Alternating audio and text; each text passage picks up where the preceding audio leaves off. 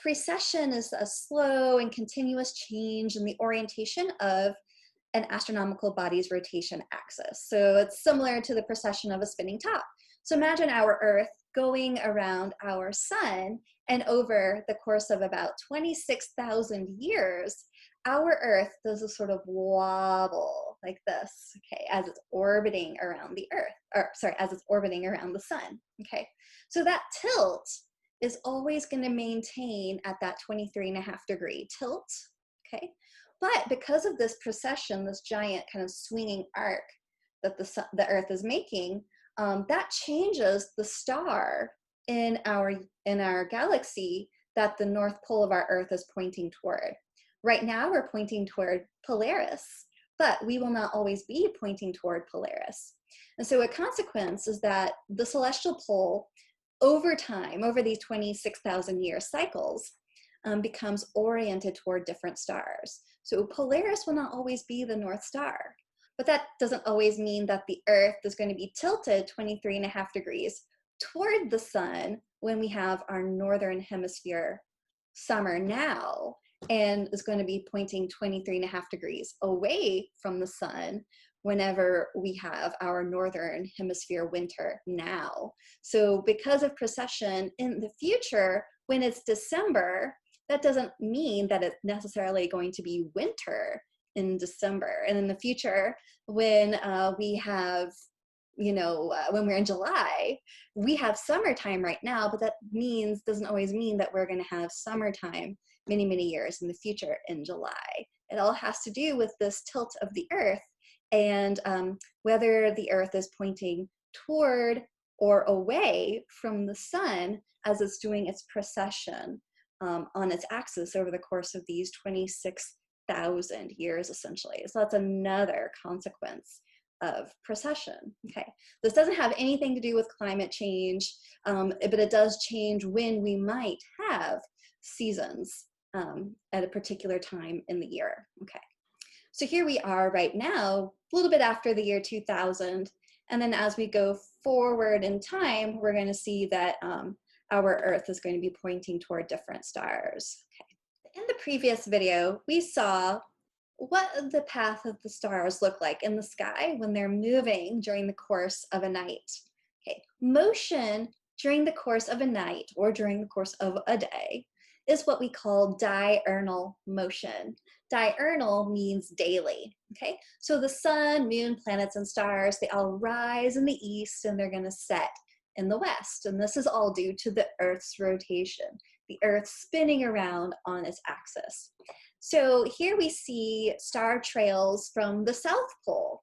Now, unlike the Northern Hemisphere where our North Pole is pointed toward a star at the moment, a bright star at the moment, that's Polaris, the Southern Hemisphere doesn't have a star that the South Pole is pointing directly to. So in the Southern Hemisphere, there's no such thing as a South Pole star because there's really nothing there for the South Pole to be pointing toward and fixing on. But we see these stars that we call circumpolar stars. These are stars that are visible all year long from the South Pole here. We see that these stars are tracking around wherever the South Pole of our Earth happens to be pointing toward, often the distant parts of our galaxy. So that was diurnal motion. That's daily motion, rotation of our Earth. Okay, and then we have annual motion.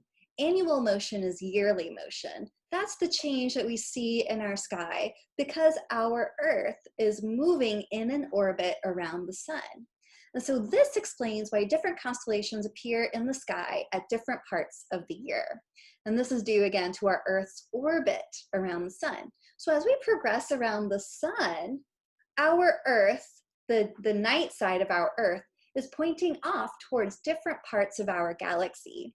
And so that's why over the course of a year, we get different constellations that we see up in the sky at nighttime. So here we are in August. We're sitting in a part of our Earth's orbit where in the daytime, we look up at the sun, and the sun during the daytime is sitting on top of a constellation of the zodiac, and that constellation is Cancer. But then at nighttime, the nighttime side of our Earth is facing off in the direction of stars in our galaxy that make up the shape of Sagittarius. And as we progress on different parts of our orbit, the daytime side of the Earth will be facing off toward a different part of our galaxy. The nighttime side of our Earth will be facing off toward a different part of our galaxy. And so that means that as we move around during the course of the year, we get to experience different patterns of stars in our sky, which is really pretty cool. And all of these constellations of the zodiac, those are the constellations that make up our modern astrological constellations. These constellations are along something that we call the ecliptic. So the ecliptic is the path of the sun through stars on the celestial sphere. And this ecliptic is a projection of our Earth's orbital plane onto the celestial sphere. It's tipped relative to our celestial equator. So essentially, the ecliptic is the path that the sun takes in our sky during the daytime. And it also is the path that the planets mostly follow when they're tracking on that we can see at night. This is reflective of the plane of our solar system. So here we have another representation of the ecliptic. We've got our Earth here, pointing off with our North Pole, 23.5 degrees from upright, okay? And we've taken, the Earth's equator and projected it up onto the sky. That's our celestial equator. Here's the celestial equator, and that's the North Pole of our celestial equator, okay? And then here, the red line, that's the ecliptic. That's the path the sun appears to take in our sky. So this dotted line is the projection of the Earth's equator up into the sky, our celestial equator.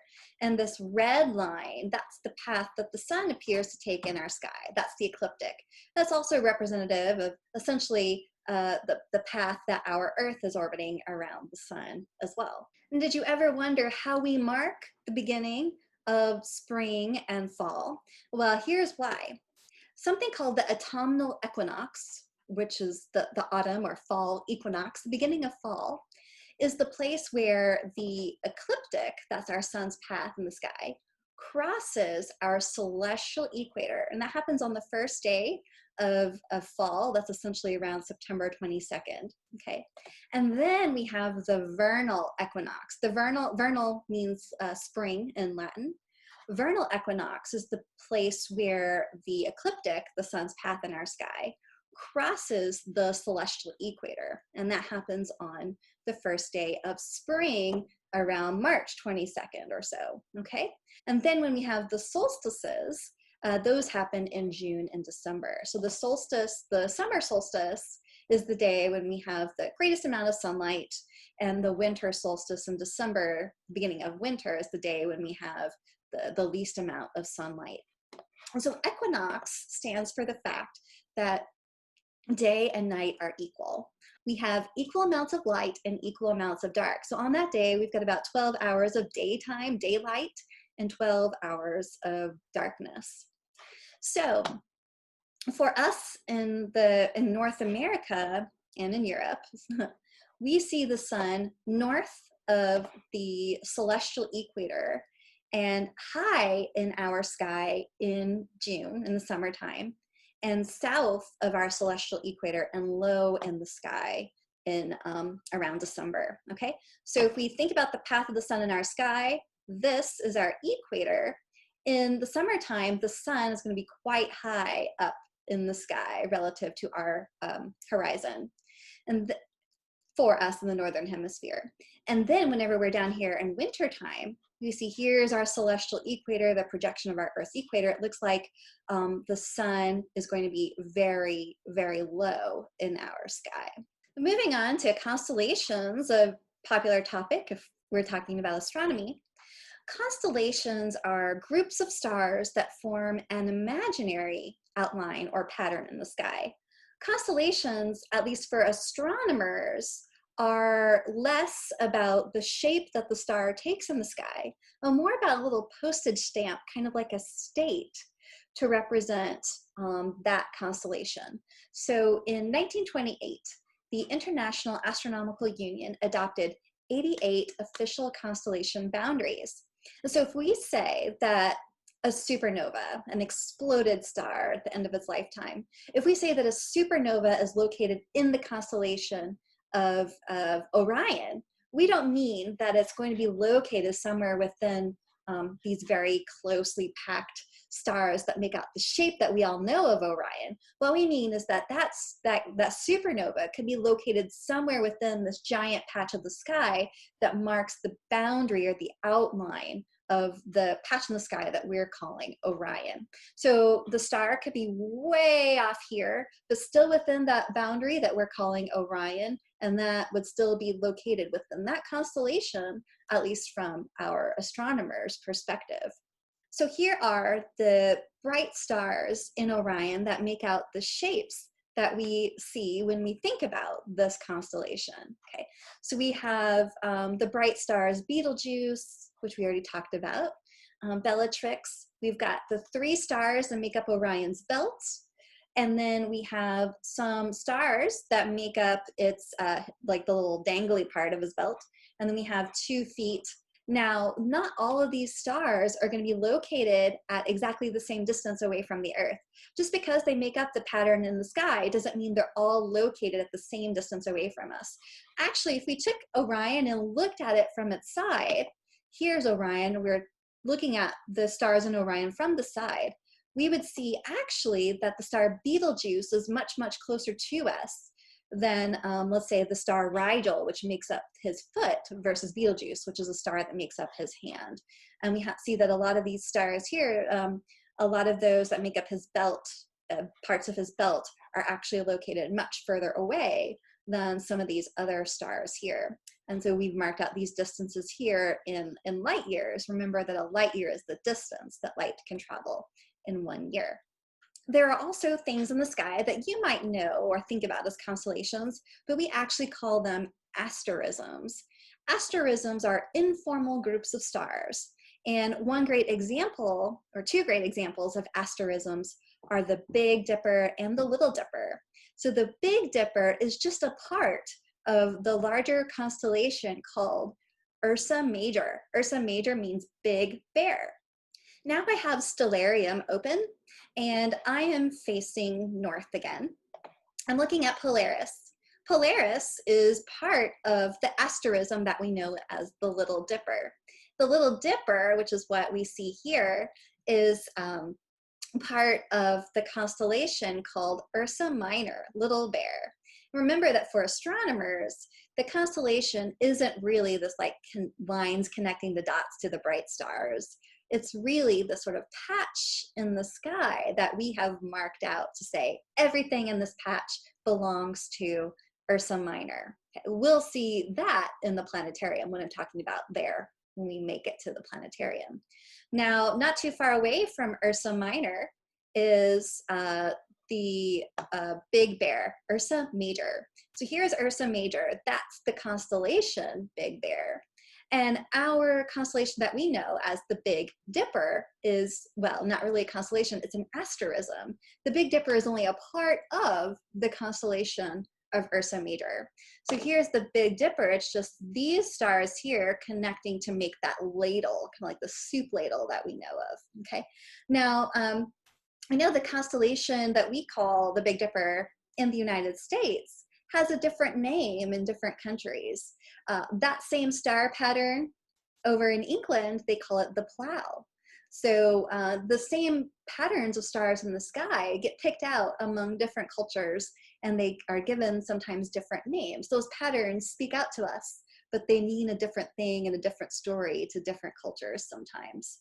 So the engagement check below this video, I'm going to ask you to describe how you would locate the position of the asterism, the Big Dipper, this week. So you can go to Stellarium sometime, pick a time this week, find some time when the Big Dipper asterism is up in the sky, tell me that time, and describe how you would locate it, okay? use as much description as you can. So I have the freeze frame here. You could use this date and time just sometime this week in order to tell me how you could locate the constellation or the asterism, the Big Dipper. Let's say you were trying to tell your grandma or your nephew or somebody else how to find the Big Dipper, and they've never been able to look for it before. So you're going to explain to me, if you were an observer, how you would find it. You can use as many different tools as you want. Maybe you could even click on the stars and say, oh, you could find it at this altitude or azimuth or something like that. Or you could be more general and say, oh, it's somewhere between north and west, and then you look up, you know, some altitude to the sky, something like that. Maybe you could talk about the shapes or what it's nearby. While we're here, I moved us around to face south. And here in the south, this week in the evening time, we can see some constellations of the zodiac. And so we've got Capricornus, that's your astrological sign Capricorn, right? We've got Aquarius, we've got Sagittarius. Sagittarius sort of looks like this kind of teapot shaped attached to a few other things. Then we've got Scorpius, which makes the sort of hook in the sky, Libra, Virgo. Other parts of our zodiac are going to be here as we look out facing south. And I'm going to put up some of the artwork on there